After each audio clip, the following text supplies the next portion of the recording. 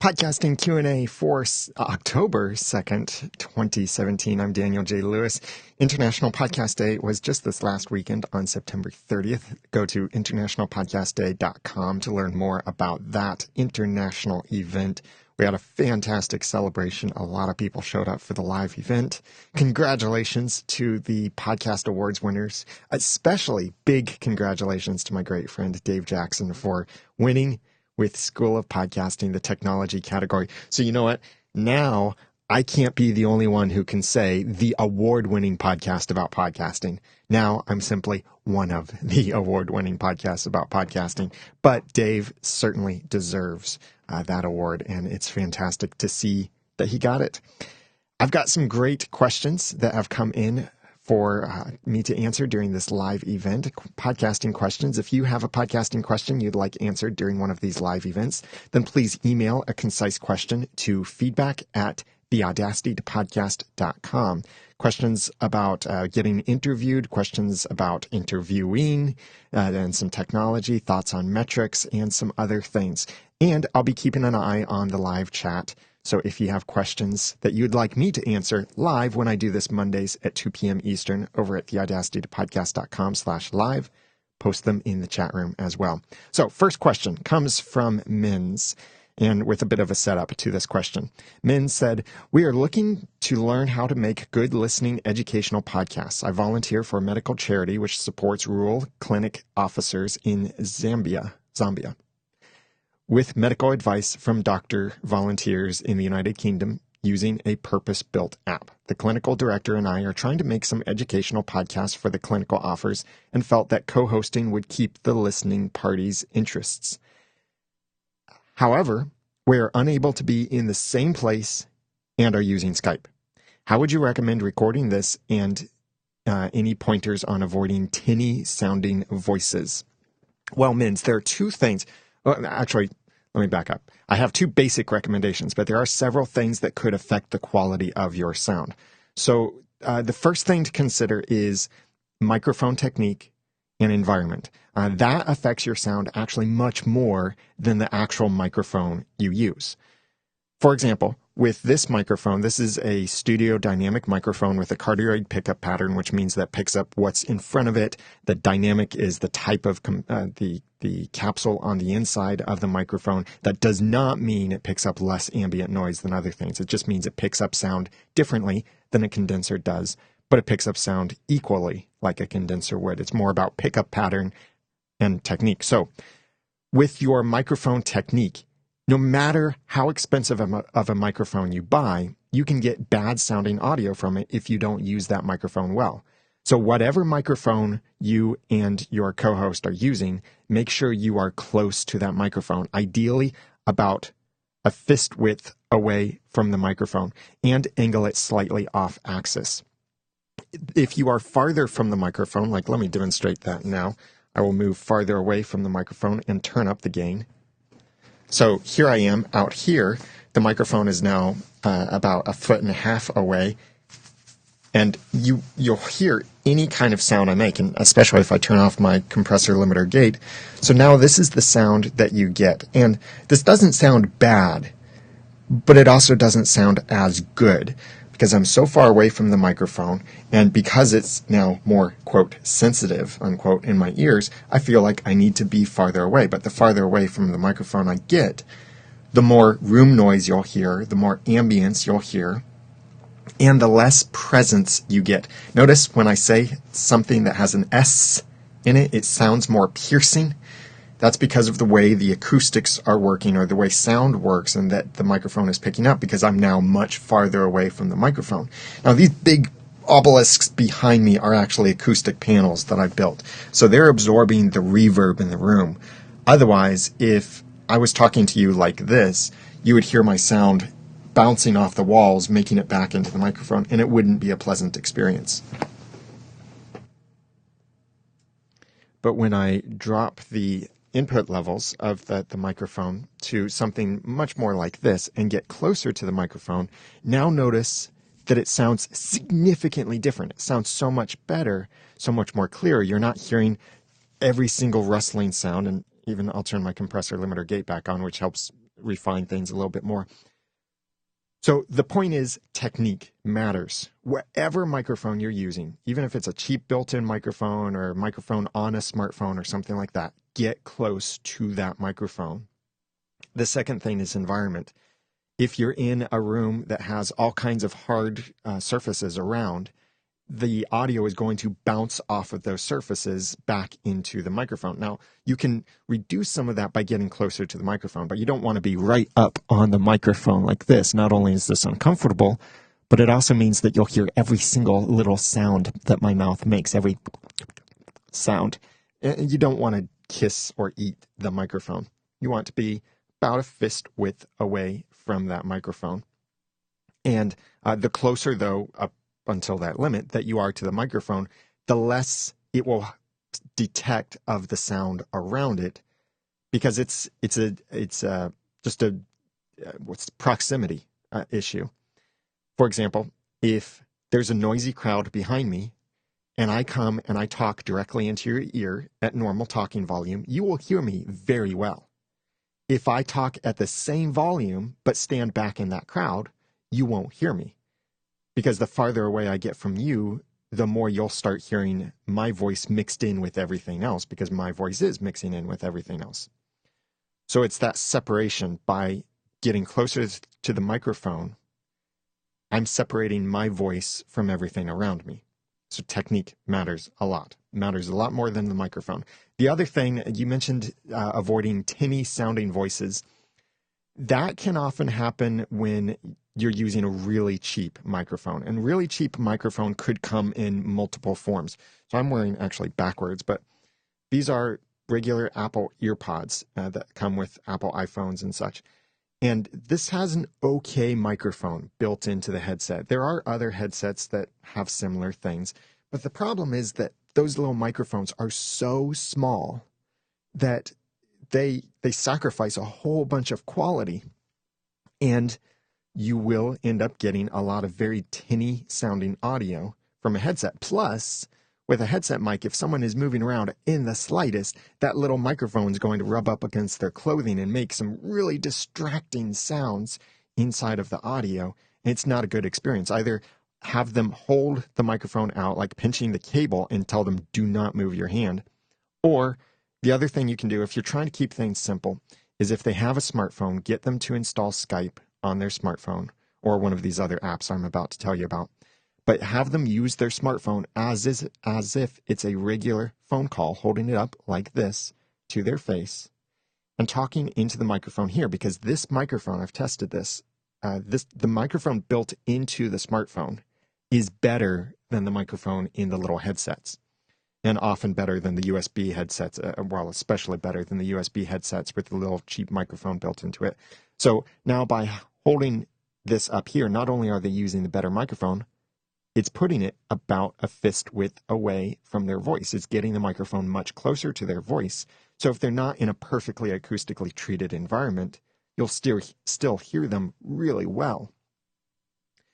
Their environment, make sure they're in a quiet environment, not noisy, not in the kitchen, not in the bathroom, something like that has a lot of reverb in that space. If they clap and hear back some kind of mechanical or echo sound with each clap they make, have them go to a different room, like a family room, a basement, a closet, the back seat of a car, if the car has cloth seats.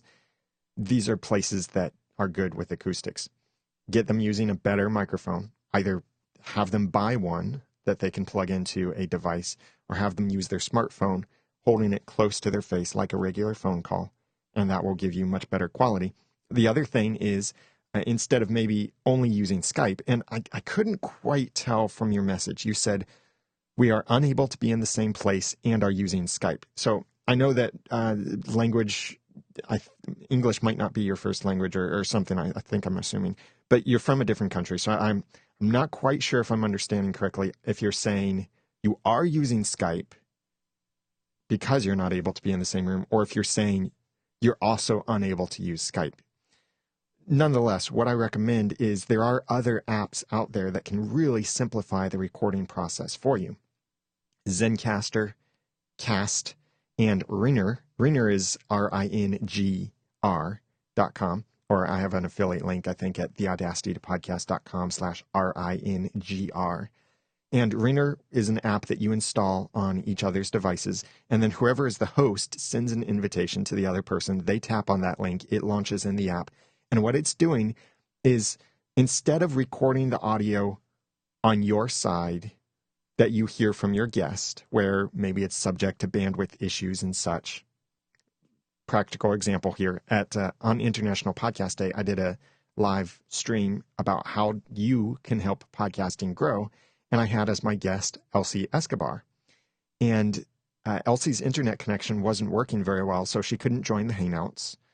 We couldn't really use Skype either. We didn't want to rely on something like that. So she called my phone, and I patched her in to stream out live. Now, iPhone to iPhone, the call quality was really good because iPhone does some cool things in that. And it might have even been really a FaceTime audio call. I'm not sure. But nonetheless, the way it will work is I was recording on my side. So I was getting her voice as it was coming through the phone.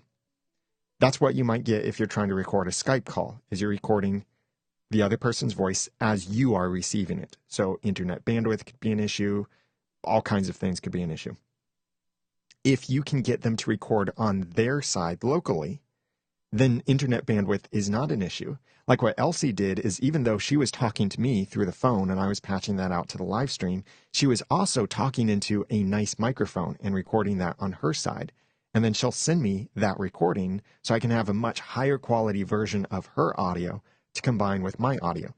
That's called a multi-ender. It's recording my voice at my location, recording my guest voice at their location. That's what tools like Ringer, Zencastr, and Cast will do.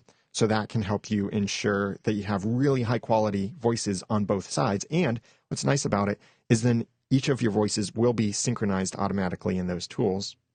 And there's separate tracks. So if, while you're talking, I cough, what you would then be able to do is edit out my cough without it messing up your own audio. So theaudacitytopodcast.com/Zencastr, that's without the second E, so ZENCASTR, or theaudacitytopodcast.com/trycast, TRYCAST, or theaudacitytopodcast.com/Ringer, RINGR. Any of those tools will do that really well for you. You'll get high quality audio, and that technique that I described will let you get much higher quality audio too. Your audio quality does not have to be pristine, perfect studio audio quality all the time. The most important thing is for you to be heard and understood. And if your audio quality can do that well, then you're fine. And Scott Smith recommended in the chat, he said, we use Skype most of the time. If your guest doesn't have Skype, a Facebook call also works well too. That's totally true. Or if you have iPhones, FaceTime audio to FaceTime audio, but then you have to deal with recording their side. So that's why I recommend maybe one of those apps. Claire said, we'd be interviewing a person or two at a time in our podcast, but editing it down into bite-sized conversations. Are there organizations that can take the raw footage and edit? And is there a way to do such interviews over the phone and still maintain good audio quality? I'll answer your second question first. Is there a good way to do such interviews over the phone and still maintain good quality? Yes.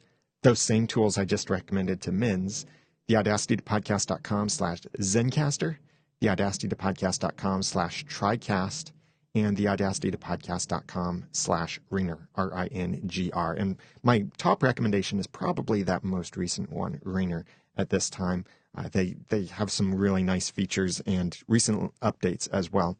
So that would allow you to have a conversation from smartphone to smartphone, like iPhone to iPhone, or computer to iPhone, or computer to Android phone to Android phone, something like that. You don't have to worry about having all this gear to record both sides. The software program records both sides. So that's the best way to do it over the phone at the highest quality. Otherwise, if you have to do it through a standard phone call, like your guest can't install an app, and maybe they can't even use Skype, then calling through a regular phone call would be acceptable. If you have the way to record that on your side, plus your own audio, you could do that through your computer, or there is some hardware equipment that you can get. But But it goes back to making sure they can be heard and understood. Heard is that their volume level is the same volume level as yours, and it's high enough. It's reaching that standard loudness level for podcasts. And understood is that their audio is clear enough. That doesn't mean it has to be that pristine studio quality. If you can understand someone in a telephone call, as most people can, it's okay. And the thing I really recommend is your audio should be good. If your guest's audio can't be as good as yours, that's okay. It's your job to sound good. It's not your guest's burden to try to sound good. But there are some options, like I recommended to you. And you said, are there organizations that can take the raw footage and edit? Yes, the 3 places that I recommend are audioeditingsolutions.com, propodcastsolutions.com, and podfly.net. And each of these places, make sure when you talk to them about editing your audio, make sure you ask them to conform to standard podcast loudness levels, because we do have a standard loudness level in podcasting, and you want to make sure your podcasts conform to that loudness level. And they can do that editing for you. You can't just give them audio and expect them to do magic. You do need to guide them and give them some explanations to say certain things need to be edited down and such. But you did mention editing it down to bite-sized conversations. And I do want to challenge that a little bit, because the length of an episode does not matter. What matters is the quality of the content. You look at movies out there and look at Lord of the Rings, how long that was. If you try and do a Lord of the Rings marathon, that's a really long thing, or a Harry Potter movie marathon. Very few people will complain about the length of the movies because they're good. But you look at a movie like Star Wars Episode 1, and you might complain about the length, but it's not really the length that's the problem. It's the quality. Cut everything out with Jar Jar Binks, and it might feel like a much better movie. And yes, it would just so happen to be shorter as well. But it's not really the length. We have short attention spans for bad content. That's the problem. It's not how long it is or how short it is. So when you say bite-sized conversations, if you're wanting that for reasons of how you'll market it or how you'll publish it, that's okay. But if you're wanting bite-sized conversations because you're concerned about the mythical perfect length of a podcast episode, don't worry about that. Just make sure that the conversation is always high quality. So thank you, Claire, for that wonderful question. Shannon Irvine asked how to get people to want to interview me. I'm getting amazing interviews, but I need exposure on other podcasts. To get interviews, to be interviewed on other podcasts is one of the best ways to help grow your audience, because you are getting exposed to another podcast. Unless that other podcast always interviews people, then it might not be as good of a marketing opportunity for you, because you would just be one of yet many other interviews. And so it's harder to convert people to come to your podcast if they're already thinking of listening to all of these other podcasts. Like being on Entrepreneur on Fire, for example, John Lee Dumas's podcast. He's interviewed nearly 2,000 entrepreneurs. Imagine if all of them were podcasters and you listen to EO Fire. Would you ever seriously think about subscribing to all 2,000 podcasts of all 2,000 of his guests? No. You would subscribe to maybe what stood out, what was most relevant to you. But if here in one of these podcasting Q&As or an episode of the Audacity to Podcast, I say, oh, you should go subscribe to the Cinema Guys podcast. These are guys who talk about a different movie every week. Sometimes it's an older movie. Many times it's a new movie. Search for the Cinema Guys or go to their web address, which I believe is maybe thecinemagays.com, something like that. Or Brad is in the chat right now, so he will probably post that URL, and I'll mention it in a moment. But if I say that, and I recommend a podcast like that, or I have Brad on the podcast with me, and I very rarely have guests on an episode of the Audacity to Podcast, but because it's something unique, you would be far more likely to check it out. So that's something to consider in the podcast that you're looking to get onto. If you're just going after all of those yet another entrepreneur interview podcast, you might not get as much return on investment. The better thing to do and this takes more time and it might mean fewer guest appearances, but it will mean more relevant guest appearances, is to get on podcasts when you develop relationships with the hosts. Now, like Brad Hargis, host of The Cinema Guys, and their web address is wearethecinemaguys.com. Brad is a new friend of mine, fellow Cincinnati podcaster. He's in the Cincinnati Podcasters meetup groups. I think almost to every one he's come to, and he helps organize those many times as well. Helps either lead the discussion or helps organize, facilitate the event or the location and such. So we have a relationship. If I were to say to Brad, oh, I see you're going to talk about such and such movie. That's one of my favorite movies. May I join you for that? Very likely, Brad would probably say yes, because we have a relationship, because he knows who I am. He knows I can talk. He knows I have podcasting gear. I have podcasting experience. And if there was a case where I'd announced that maybe I was going to talk about how to podcast about movies or something like that, Brad might say, hey, could I submit some suggestions for that? Or could I record a little tip to include in that episode?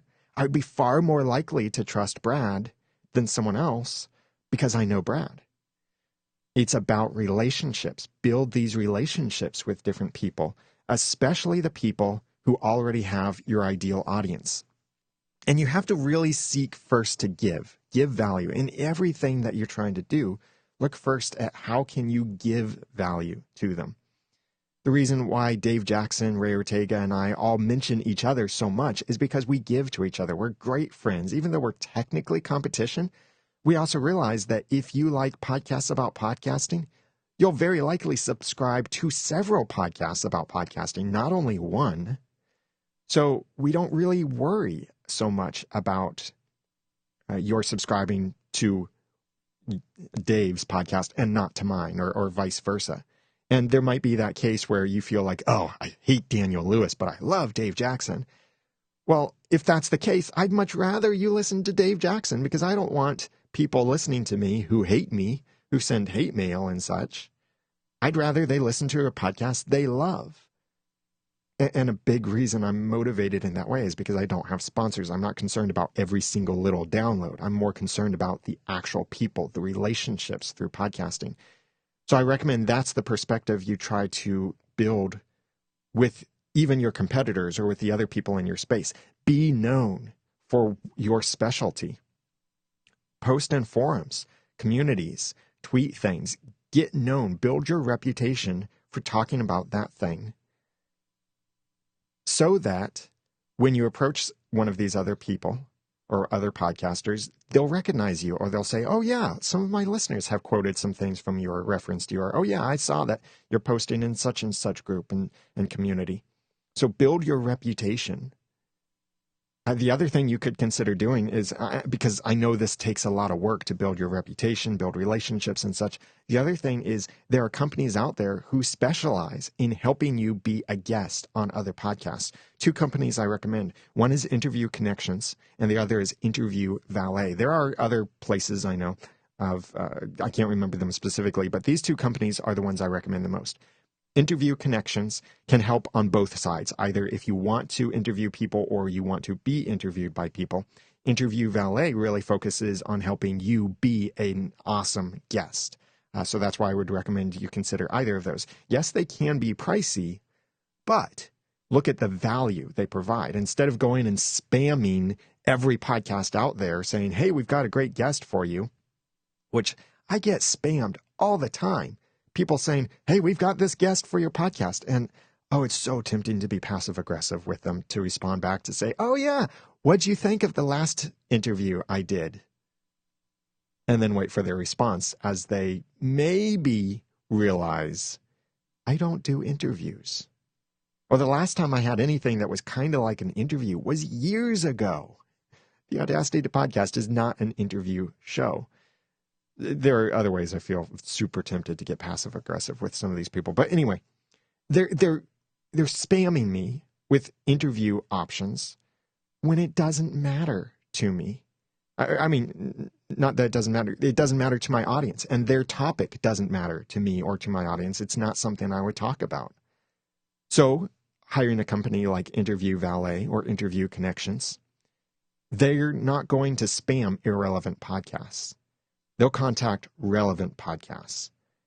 You say you're an expert in such and such. Okay, they'll go find the podcasts that talk about that topic and then pitch you to those podcasts. So it's far more relevant. And I think a lot of business people should work with these companies too. I have no affiliate relationship with Interview Connections, but they've been in this, I think, probably the longest. And I forget how much they cost, but they're worth it. Jessica Rhodes and her team over there run that and do a fantastic job with that. Interview Valet, I do have an affiliate relationship with. So if you want to sign up for them, then you can go to theaudacitypodcast.com/interview valet. And Tom Schwab is one of my experts inside of Podcasters Society as well. So even if you don't hire a company, you can try and do this yourself. Look for what other podcasts are relevant to you. Look at your podcast in iTunes on your computer or in the Apple Podcast app on iOS if you have an iOS device, and scroll to that section where it says you might also like or listeners also subscribe to, something like that, and see what other podcasts others are subscribing to that's related to yours, and those might be ideal podcasts to reach out to first. Like if you look at the Audacity podcast, those you might also like subscription or suggestions are School of Podcasting, the Podcaster Studio, Podcasters Roundtable, other podcasts about podcasting, totally. And these are all people that are friends of mine as well, so I don't have to just spam them. I can say, hey, I got an idea for something we could talk about. In the chat, Shane Whaley asked, how can I improve my Adobe Audition skills? Are there courses you recommend? At this time, I don't have a specific course that I can recommend on Adobe Audition for podcasters. Now, I do, however, recommend that you look up Mike Russell on YouTube. He's a good friend of mine from the United Kingdom, and I keep trying to get Mike to do an Adobe Audition for Podcasters course that he could license to me that I could then provide to my students in Podcaster Society. Something like that may still happen, but right now, his YouTube channel is fantastic, provides a lot of information, much of it very voiceover or spoken word focused, not all music focused like a lot of people might be. But you could also look at sites like lynda.com. You could look on course sites like there's that one that's Udemy. You could look at Udemy to see Adobe Audition courses on there. Even on the Adobe Audition site, I think they recommend some fantastic tutorials and free or paid resources that you can use to connect or to learn more about how to use Adobe Audition and focus more on the spoken word stuff. Now, as it relates to podcast editing isn't all that different from other forms of editing, but there are some things that are different. Like podcast editing, you don't have to edit out every and So if you see some kind of course that's showing you how to find and edit out every single and might not be as relevant. Stuff like really fine audio mastering might not matter as much with podcasting, but there are ways that you can use Adobe Audition to refine your skills. One other person you might want to check out is podcastengineeringschool.com. He really focuses on helping you to become a better engineer, audio engineer for other podcasters. But you can learn a lot for editing your own podcast. Talking about the podcast community, Brad Hargis in the chat mentions, he says, the podcast community is awesome. Local meetups are a great way to get out there, certainly. And if you're not in a local meetup, or if there isn't one that exists near you, start one.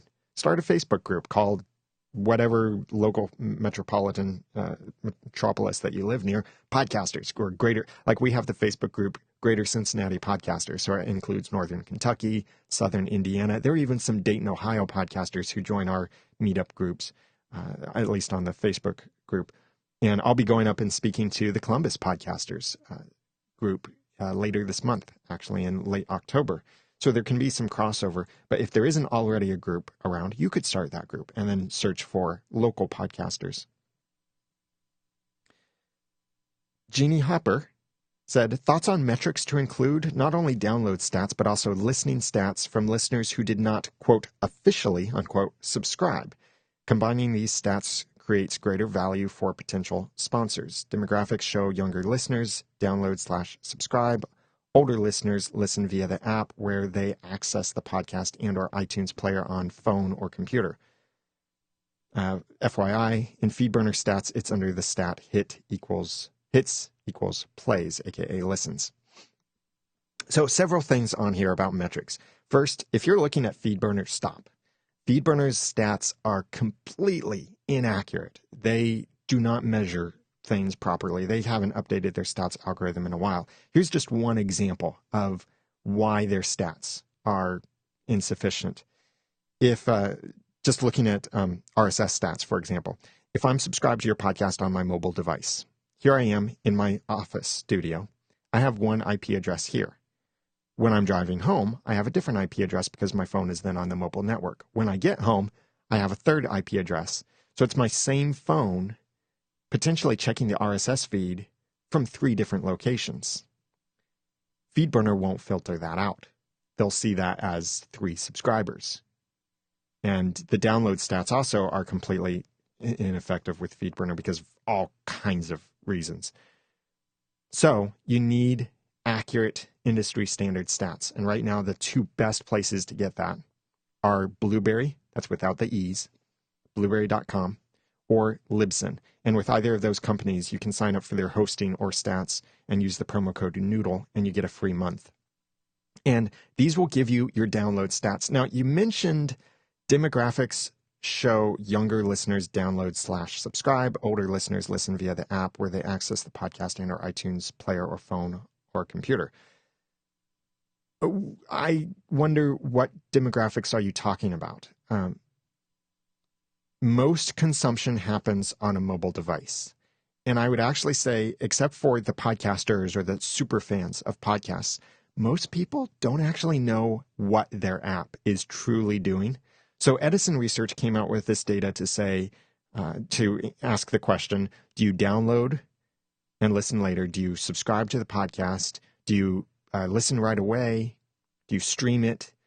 These are terms that people might think they understand, but in the podcasting space, and this is not to insult their intelligence, because they're intelligent people. They simply don't know exactly what these terms mean. And with the survey question, this data, I really feel like it's invalid because it's asking the wrong questions. In these 3 situations that they talk about, like do you stream it immediately? Do you subscribe? Do you download and listen later? Those things are not mutually exclusive. It's possible for all 3 of those to be true. Most people would think of it as, okay, there's a new episode on my phone. I tap play, so that means that I stream it, right? Or that I listen immediately. But it could also mean they're subscribed and that episode downloaded and then it notified them. So that stuff about downloading versus streaming from a survey, unfortunately, I don't think you can believe that information because people don't know actually what their device is doing. They just know they're listening to an episode, and they might be able to say how quickly they listen to that episode after they see that it's downloaded. But yes, that's the one section. As much as I love Edison Research and the results they're giving us, that's one section, and anything that's then based on that, subscriptions, downloads, streams, that kind of stuff, anything that's then based on that, I can't consider it valid data because it's an invalid question, an invalid premise, I think. So when you're talking about demographics, you can look at your stats from Libsyn and Blueberry, and you can see what apps are being used or what platforms are being used, and that's good enough. So what metrics should you take to your sponsor? I recommend look at those numbers that are within the first week of an individual episode that's downloaded. Don't look at your monthly downloads. Don't look at downloads per week. Look at one episode that you released at least a week ago, and how many downloads did that one episode get? Write that down. Then look at the next episode you release. After about a week, write that down. Then the next episode, after about a week, write that down. Then you can start to average these things out, and you'll see that they're pretty consistent or maybe even growing. That's the number that you could then approach a sponsor to say, I can guarantee this many downloads per episode. And the reason I say you can guarantee is because it's within your first week. Every episode will continue to receive downloads long after you first publish it. Like, I have episodes that are years old still being downloaded today because people find them or I recommend them and they'll go back and listen to those older episodes. So you don't have to say, this is only how many downloads you'll get. You could say, I guarantee this, or this is how many downloads we get within the first week. But the bigger thing that matters is not the raw numbers, because if in podcasting, just recently, Libsyn did some tweaks to their algorithm, which for some podcasters resulted in significantly lower numbers. Now, it's still accurate numbers, but it's more accurate now. And these tweaks are based on the way that the industry changes and the way that app behavior changes and consumption behavior changes. So it's not like they were lying to you years before. They weren't. It's now we have more data on which to build algorithms for measuring downloads and measuring audience size. So now information is increasingly accurate as we have more data to go on. So if you're one of those people that your download numbers dropped significantly, like let's just pretend that your download numbers dropped by half. If you had a sponsor before, and they're happy with the results that they're getting, then it's really not the download matters that matter to them.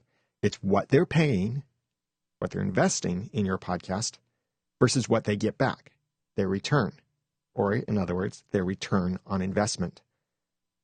If someone sponsors a podcast that has 1 million actual people listening to that episode, and they pay based on 1 million downloads, and they sell one $10 product, it's a total waste of money. See, the size of the audience didn't matter. But if someone advertises to a podcast with only 100 people listening, and they sell 100 copies of their product, they're going to see that as very profitable, and they might come back in the future. So it's not the raw numbers. They use those numbers to try and determine, because in their mind, they're thinking, okay, you have this many downloads, so we can assume maybe 5% of the audience will buy our product. And at 5%, that means we're paying this much to get maybe 5%. Our cost of acquisition for these people are maybe 5%, or whatever that works out to be. So is it worth it to them then? So they do look at those numbers to try and figure that out. But if you can show relevance, that can matter more than numbers. And if you can show influence, you can show how passionate your audience is, how much they trust you, how much they believe you, that shows more than your raw download numbers. I could go to a sponsor. Now, I don't accept sponsors for the Audacity podcast, or it would have to be the perfect situation to be a sponsor. But in general, I'm probably never going to accept a sponsor for the Audacity podcast because I have my own stuff to sell, and also other things that I recommend and such. I looked at the Elegant Themes. They make WordPress themes, and I've recommended them before. Divi is a really great WordPress theme for podcasting, for all kinds of things. Very easy to use, very easy to customize and such. And I recommend that. The audacitytopodcast.com/elegant themes will take you there, and you can sign up for a different plan. Well, I just looked at my affiliate stats inside of Elegant Themes, and I saw that all total, over the lifetime that I've been an affiliate for Elegant Themes, I've earned nearly $5,000 from that. And that's like, blow my mind. I had no idea. And that's not to brag.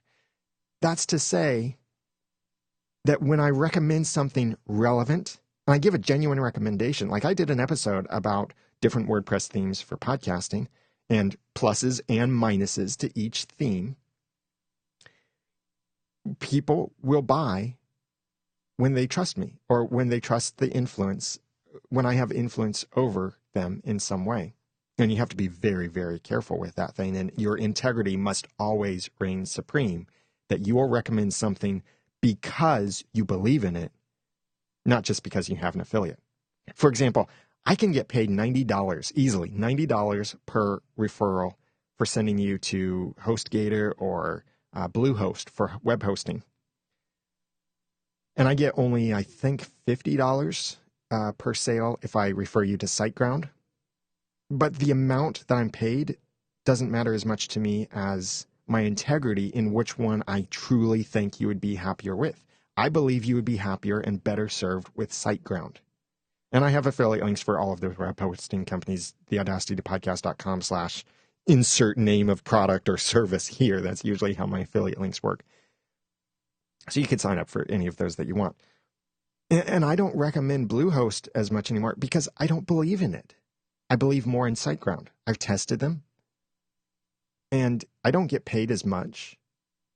But that's okay. I'd rather recommend something that I believe in more, that I feel like I'm recommending a better product. There are probably companies out there who would love for me to recommend their cheap microphones or cheap audio accessories and such. But if it's a horrible product, I'm not going to recommend it, regardless of how much they pay me. There's actually a company that's sending me a product right now, which from the description looks like it could be really interesting, and it could be a new recommendation for a product for me. And they happen to mention in their description, and they're sending me one. I don't know if I'll get to keep it or not, or if I'll have to send it back. I don't know. But anyway, they're sending me one to test and review. And at the end of their email, they did say, and by the way, we have an affiliate program that you'd be welcome to join too. And I was sold on testing it, reviewing it, and sharing my thoughts before I saw the affiliate program, because I knew this is a product that is pretty costly in the space, but many podcasters might need this product, and that this company notifying me has a product for about half the price of similar products out there, and their product might do just as good of a job. I'm very interested in that. I definitely want to take a look at it. And if the results are good, certainly it will go on my recommendation list. So all that to say, your ethics have to reign supreme in this. So when you're selling something with an affiliate link, I went off a big tangent there. When you're selling something, when you're promoting something, if you can show relevance and that your audience takes action based on relevance, then you can go to a sponsor and show them that instead. Even if your numbers aren't that impressive, you can say, yeah, we get so many hundreds or thousands of downloads per episode within the first week. So these are our most loyal fans downloading the episodes. But let me show you the influence we have over our audience. Let me read to you some of our podcast reviews. Let me show you some of the feedback we've gotten when we've recommended these relevant products. Let me tell you how niche our audience is. So you're not doing this billboard ad to millions of people hoping that maybe hundreds or thousands find it relevant. You're reaching the exact audience you want. I have a podcast about podcasting. So companies that have products that appeal to podcasters really want to work with me and other podcasters who have podcasts about podcasting because they recognize that we have their ideal audience. That's why this company contacted me out of the blue. I've never heard of the company before. And they contacted me to say, hey, we have this thing we'd like you to test and review if you want. And that's because they know I have their ideal customer. And if I have something good to say about them, then they'll most likely get good business. So they have to have a good product in order for me to have something good to say about them. So those are the numbers you take.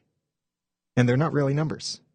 It's showing your influence, showing the demographics, showing what you know about your audience and how much connected you are with the audience and how relevant that audience is to your product or service.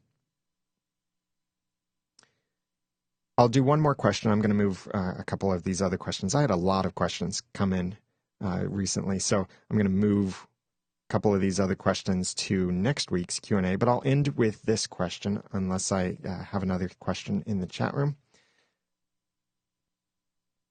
Vildana asked, can we convert Facebook Live to podcast? Yes. Next question. No.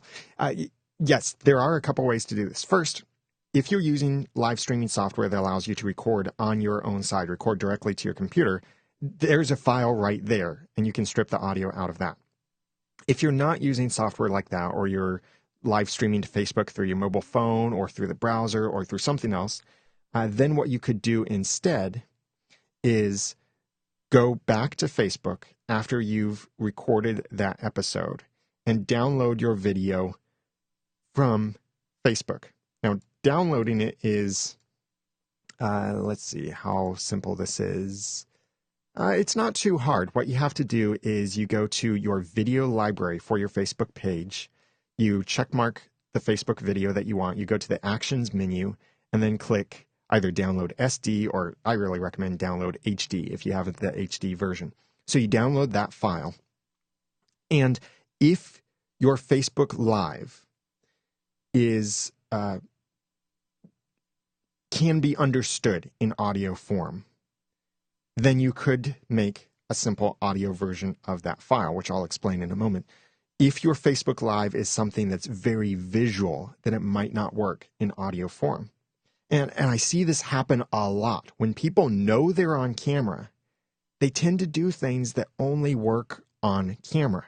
Like you'll hear people say, I love this. I just got this in the mail the other day. I absolutely love this. I can press on this right here, and this happens, and that happens. I mean, isn't that so cool what I'm doing right now? You can see it. I love this. You can buy one of these on my website.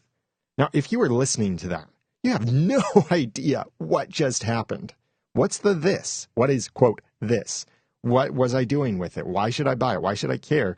Am I holding an elephant? Am I holding a unicorn? Am I holding an apple? Am I holding an iPhone? What in the world is it?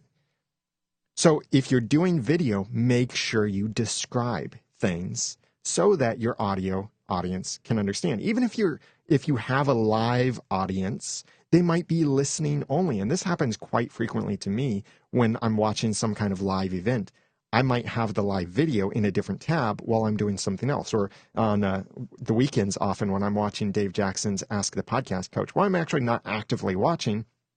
I'm often listening while I'm making waffles, because weekends are waffle weekends often in my house, because I enjoy making waffles. I found a really good recipe of waffles, and now everyone wants to know, what recipe did I find that I really like about waffles? Well, so I'm doing other things. I'm listening, but I'm not watching. So make sure your Facebook Live content can be consumed in audio-only form. So if you have something visual, describe it. You don't have to describe it in obnoxious detail, but describe it enough that people know what you're talking about. Like when I described how to go to Facebook and download your video, I didn't say you go up here, you click on this, you click on that, then you click on this, and then it downloads.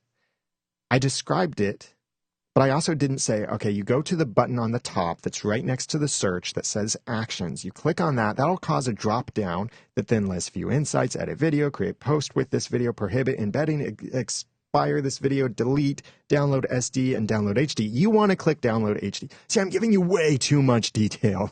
You don't need all that detail if it's in audio form. I can simply tell you, check mark it, click on the Actions button at the top, and click Download HD. That's enough detail to get you going, and you can follow along on your own. But that's also, so especially if you're watching, that's not too much detail, because you can see that I'm clicking on it. I'm not having to obnoxiously describe things to you. So make sure your video can work in audio-only form. And then you can consider releasing it as an audio podcast, or maybe you might even want to do it as a video podcast. Something else to consider about video versus audio is in video, lower audio quality is a little bit more acceptable because we have the visual element to understand what's going on. You may not even be very good at reading lips, but there are subtle verbal or nonverbal cues that can help you to understand what I'm saying, even if you're watching it and can't read lips.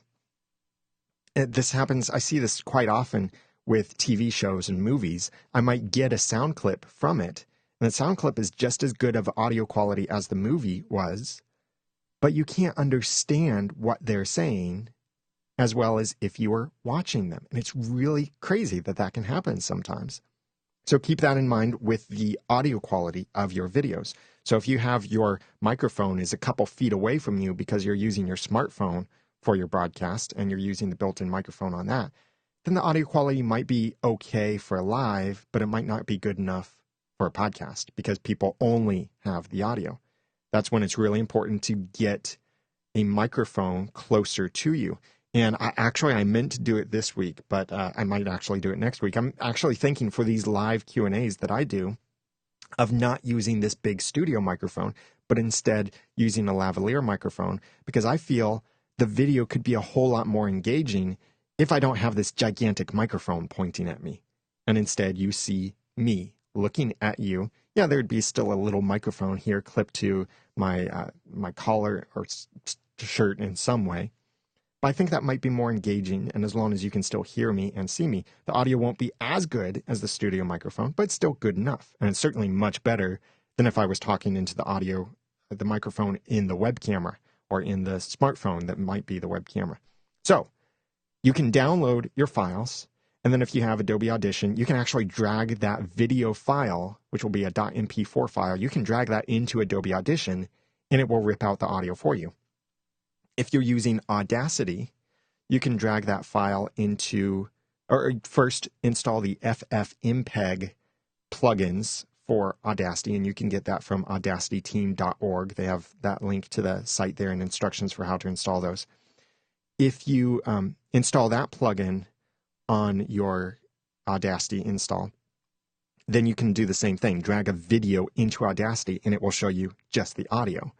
There are other things you can do, like you can use clipconverter.cc, enter your, I'm sorry, that only works for YouTube, so just cut that out. You could use something like handbrake.fr, which is free software you can use for converting things. You might be able to use that to make an audio-only version. You could use maybe QuickTime if you're on a Mac. You could use other programs to get only the audio from your video. And then you can edit that audio as necessary, create it in an MP3 format, and then publish it like a regular podcast and use those regular podcasting tools like PowerPress, Libsyn, Podbean, even some of these other fringe tools. But the main point is you have an audio-only file that's MP3, and you can publish it then as a regular podcast. You can do a video podcast, but unless you really have a good reason to be in video, then it's really wasting space. A lot of people don't have attention for video. I watch the Good Mythical Morning show on YouTube. I'm a faithful watcher. I catch up each week if I don't watch every day, that is. And I watch because it's so entertaining to watch them, watch their reactions. Their content cannot work as audio only. I have to watch it. Same thing like with a movie. Can you listen to Lord of the Rings, the movie? No, you can't. You have to watch it. And all kinds of other movies you have to watch in order to appreciate what's in them. But if it's a talking head like this, when I do these Q&As, you don't have to watch this, actually. I mean, it's more engaging that you can see my head, but I would not, if I publish this as a podcast, which I keep thinking about doing, and I probably someday actually will, but if I publish these Q&As as a podcast, it would be audio only, because there's no point in you downloading a video of nothing but a talking head, unless you think I look that handsome, but very few people maybe do, and I wouldn't mind if you're not one of them. I only care about one person thinking I'm handsome, and she does think I'm handsome. So yes, you can take Facebook Live and convert it to a podcast. The one other thing to think about from a content perspective is ensuring that the experience is good for someone who wasn't there live. Like, I've referenced the chat room several times now, and I brought that experience, that chat experience, into the content. I didn't directly communicate with someone in the chat room without your getting the context there. So right now in the chat room, I could say, Emily Scott, I totally agree. I loved that show too. What am I talking about? See, now it's not something visual, but now there's context that's missing if you weren't there. But if I say Emily and Scott are talking about the TV show Get Smart and the Cone of Silence, and that reminds me, I loved Get Smart. That was one of my favorite TV shows as a kid, and I still feel like I reference aspects of Get Smart to this day. See, what I just did is I brought that live conversation into the context. So now if you were listening to this later and you didn't see that live context, you didn't really miss things. It didn't hurt the experience. And the last thing about doing live and converting it into a podcast is making sure that your focus is in the right spot. And that should be on the content you want to share.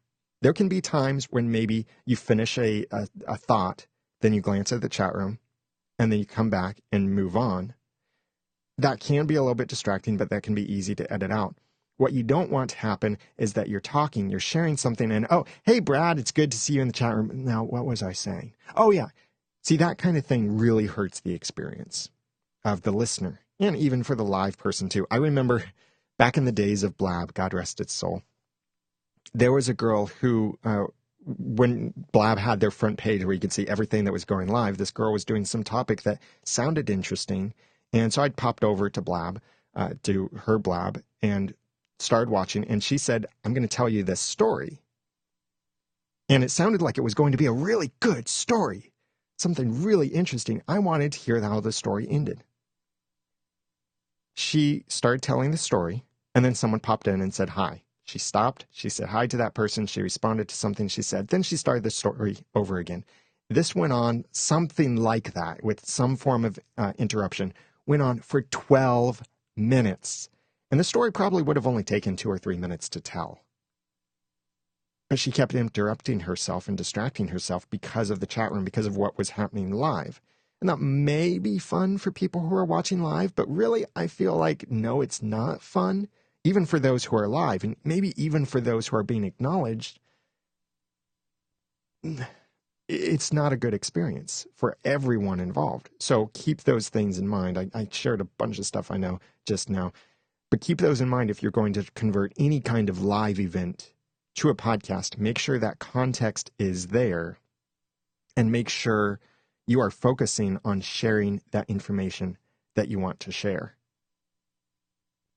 So thank you for joining me for this live event. I do these Q&As live on Mondays at 2 p.m. Eastern over at theaudacitytopodcast.com/live. That will always take you to the current live event. So if it's Monday, you want to see when the next live event is, or you want to start handing out, post your questions early, anything like that, theaudacitytopodcast.com/live. If you're watching on Facebook or on YouTube, make sure you're subscribed, you enable the notifications, you like this, thumb it up, share it, all of that nice positive stuff. And if this is in an audio podcast form, subscribe too, so you get these Q&As automatically. But most likely, if you're hearing this at this point, and it is in an audio podcast form, you're probably subscribed to it, so I don't have to ask you to subscribe. Send me your questions for future Q&As. Go to your email, feedback@theaudacitytopodcast.com, and it works best if you can keep that Q&A short. That makes it so much easier for me to include in the upcoming Q&As, and I hope you'll join me for an upcoming Q&A. The next episode of the Audacity to Podcast will be about supporting your Android podcast listeners. No, not your audience of robots, but, well, okay, that could be a controversial statement, but your audience of people who use Android, or potential audience who use Android instead of iOS devices. Since we talk so much about iOS, iPhone, iTunes, Apple Podcasts, and such, time to talk about the Android people. That's coming up at theaudacitytopodcast.com, publishing on October 3rd, 2017. I'm Daniel J. Lewis. Thank you for joining me, and keep podcasting.